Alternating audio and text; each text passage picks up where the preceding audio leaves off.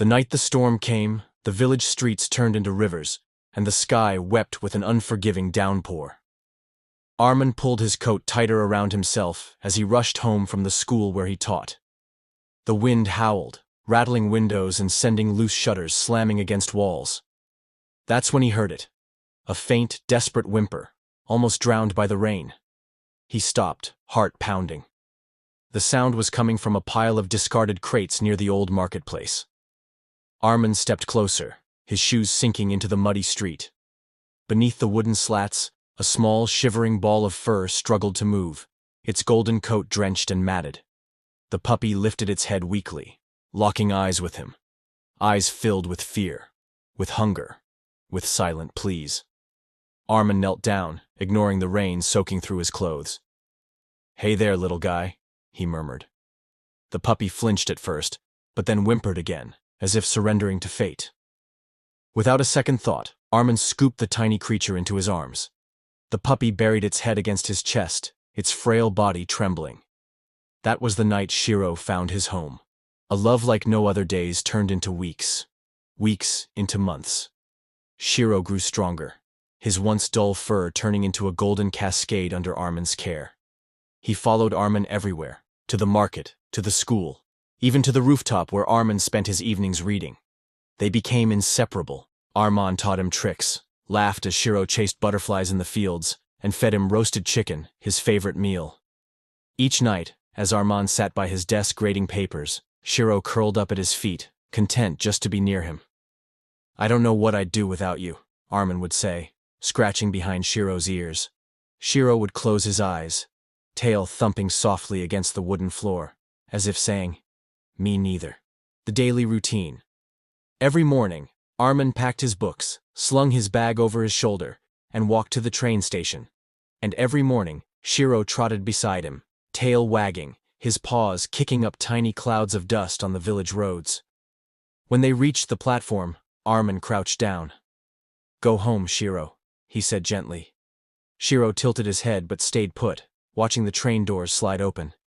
He didn't move, even as Armin stepped inside, even as the train started to pull away. He just sat there, ears perked, eyes locked on the spot where his best friend had been. And then, he waited. Through the scorching summer heat, through the icy winter winds, through the monsoon rains that soaked his fur, Shiro waited. Every evening as the sun dipped below the hills, the train would return. The doors would open and Armin would step out.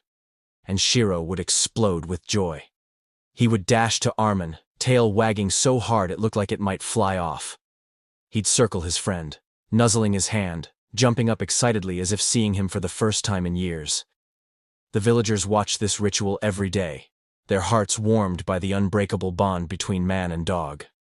They began calling Shiro the guardian of the station. "He's not just a dog," the old station master once said, shaking his head with a smile. "He's a promise waiting to be kept. A special promise." One quiet evening, under a sky bursting with stars, Armin sat on the old wooden bench outside his house. Shiro lay beside him, his golden fur glowing under the soft moonlight. Armin ran his fingers through his friend's coat, his voice barely above a whisper. "You know, buddy," he murmured, "life is unpredictable. Sometimes things don't go the way we plan." Shiro lifted his head, ears twitching. "But no matter what happens," Armin continued, his fingers curling into Shiro's fur, "I'll always come back." Shiro gazed at him, dark brown eyes reflecting nothing but trust. He didn't understand the words, but he understood the feeling. And so, as he always did, he wagged his tail, believing with all his heart that Armin would never break his promise. Neither of them knew that fate was already writing a different story. A cruel one. One that would test the strength of love, loyalty, and the power of a promise. Morning was heavy with the scent of rain, and dark clouds loomed over the village. The air was, thick with something unspoken, as if the sky itself knew a tragedy was about to unfold. Armin fastened his coat buttons and glanced at Shiro, who stretched lazily on the porch. The dog lifted his head, ears perking up as he watched his best friend prepare for the day. "Be good, boy," Armin said, kneeling down to ruffle Shiro's golden fur.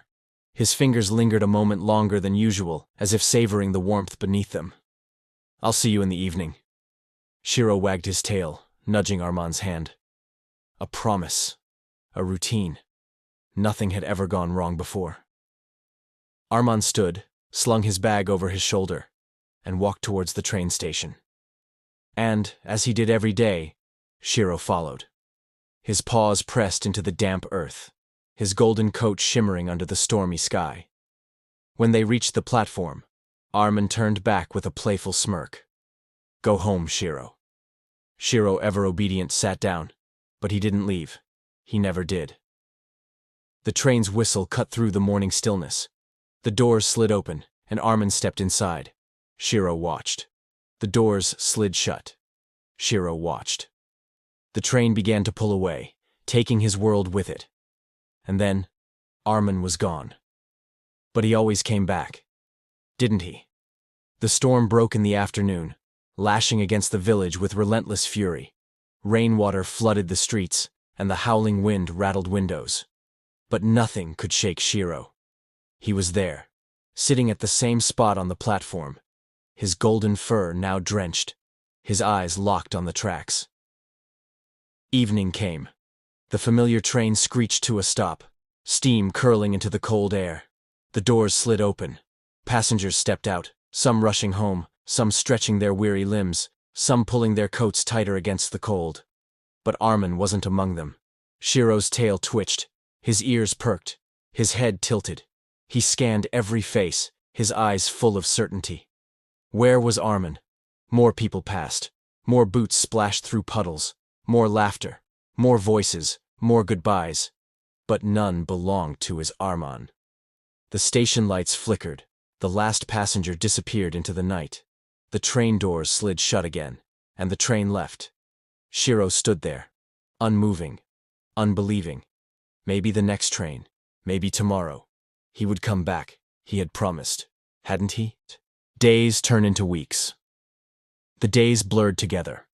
Morning. Shiro trotted to the station, tail wagging, waiting at his usual spot. Evening. The train arrived, the doors opened, but no Arman. Every single day. The summer sun beat down on his golden coat. The monsoon rains soaked his thinning body. The winter winds bit at his paws, but he never left. He waded through it all. His body grew frail, his ribs pressed against his fur, his once bright eyes clouded with exhaustion. But still, they remained hopeful. Because Armin would come back. He had to, didn't he? The villagers began to notice. At first they thought Shiro was just another stray lingering at the station. But then, they saw it. They saw the way he scanned the crowd every evening, searching. They saw the way he refused to leave the platform. The way he ignored their calls to come inside when it rained. They saw his heart breaking in real time. A shopkeeper placed a bowl of rice and chicken beside him. Shiro didn't touch it. A woman tried to take him home, offering him warmth and safety. Shiro flinched away. An old man sat beside him on the cold station floor one evening and whispered, "He's not coming back, boy." Shiro didn't understand the words, but he understood the emptiness behind them. Still, he waited. News spread. A journalist from the city wrote about the dog who never gave up. Strangers came, snapping photos, moved to tears by his story. But no one had the heart to tell Shiro the truth. That Armin wasn't coming back. That fate had already broken the promise he still believed in. That the train doors would open every evening. But his best friend would never step out again. And yet, despite everything, Shiro refused to stop waiting. Because love never understands death. Love only understands waiting. The years had blurred, one after another, yet Shiro remained. His golden coat had faded to silver. His steps had slowed, his body frail. But every evening, he still sat at the station, eyes searching every face, waiting for the one that never came. Until one evening, 10 years later, a stranger stepped off the train. He was an old man now, his face lined with sorrow, his hands trembling as he clutched a worn-out letter. His eyes fell on the dog by the platform, the one he had heard so much about. His breath hitched. The villagers gathered around, watching in silence as the man fell to his knees before the faithful old dog. His voice cracked. "Shiro, it's me." Shiro lifted his head, cloudy eyes struggling to focus. There was something familiar in the scent. Something distant. Something lost in time. The villagers whispered among themselves. Armin's younger brother had returned, and he had brought the truth that had been buried for a decade. The old man unfolded the fragile letter, its edges frayed from years of being held, of being read over and over, of being wept upon. His voice shook as he read. "Shiro, I'm so sorry.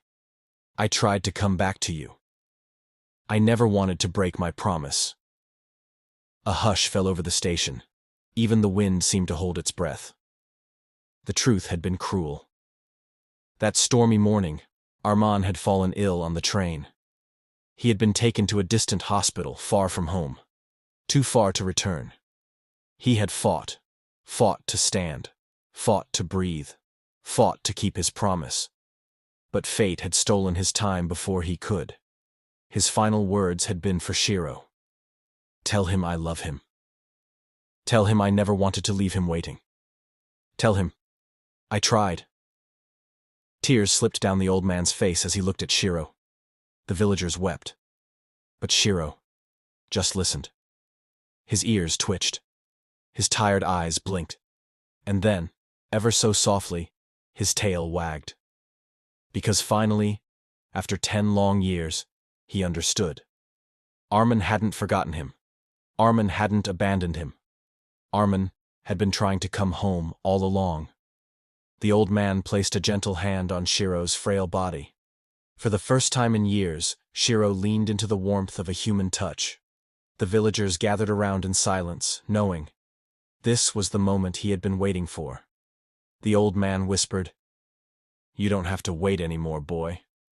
He's waiting for you now." Shiro let out a soft sigh, his body relaxing. His weary eyes fluttered shut. And as the station lights flickered above, he slowly rested his head in the old man's lap. The wind blew through the platform, carrying with it the whispers of an unbroken bond. And then, Shiro took his last breath. There was no pain, no fear, only peace. Because he knew.